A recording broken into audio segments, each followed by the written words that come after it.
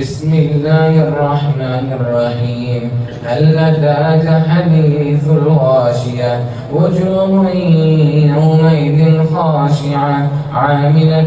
ناصبة تصلى نارا حامية تسقى من عين آنية ليس لهم طعام إلا من ضريع لا يسمن ولا يغني من جوع وجوه يومئذ ناعمة لسعيها راضية في جنة عالية لا تسمع فيها لاغية فيها عين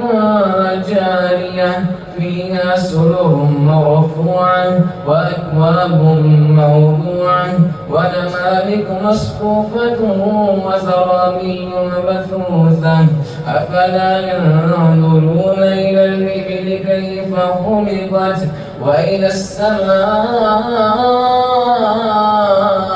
كيف رفعت وإلى الجبال كيف نصبت وإلى الأرض كيف سطحت فذكر إنما أنت مذكر لست عليهم بمسيطر إلا من تولى وكفر فيعذبه الله العذاب الأكبر إن إلينا